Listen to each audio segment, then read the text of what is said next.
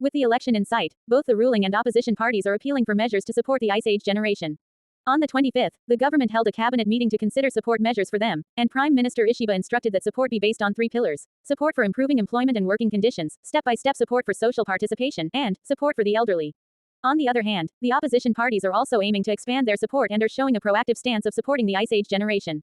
What kind of measures are each party trying to implement? Also, how have these measures changed compared to past measures? Here's the point. He currently lives with his mother. He has worked for more than 20 companies, including IT and pharmaceutical companies, but most of them were non-regular employment.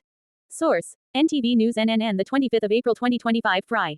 Prime Minister: strengthening and enhancing related policies along 3 pillars: support for improving employment and working conditions, gradual support for social participation, and support for elderly people. Source: FNN Prime Online, Fuji Television Network, the 25th of April 2025. Fry. The Constitutional Democratic Party of Japan (CDP) launched a task force on the 25th and put together a policy with 3 pillars: money, home, and time. Source: TV Asahi and the 25th of April 2025. Fry. In order to alleviate anxiety about the future, the Democratic Party for the People has proposed to the government the creation of a minimum guaranteed pension system and the expansion of hiring in companies and public institutions. Source: Sankei Shimbun, Friday, April 25, 2025. Expert comments and opinions. The Ice Age generation is generally explained by the economic downturn following the collapse of the bubble economy, as well as the fact that they are the baby boomer junior generation, which has a large population. However, it is important to note that companies did not stop hiring at that time, but rather increased demand for non-regular workers. Japan's unemployment rate itself is much lower than that of Europe and the United States.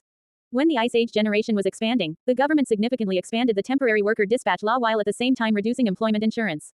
Temporary worker dispatch and other non-regular, short-term jobs were systematically promoted as a national policy, and employment fluidity was a national policy in both name and reality. The business world quickly recovered its performance by taking advantage of this cheap labor force. In particular, the use of temporary workers in the manufacturing industry contributed greatly to cost reduction, and cheap, high-quality service became established in the service industry. The issues raised in this policy are reskilling and retirement life for people who were once cheap and high-quality labor. Reskilling has been repeatedly called for, but the business world has been hesitant to do anything about it. This is because mobility has become entrenched in the industrial structure. The focus on retirement life this time is a new phenomenon. The issue is no longer about skills, but is shifting to how to survive.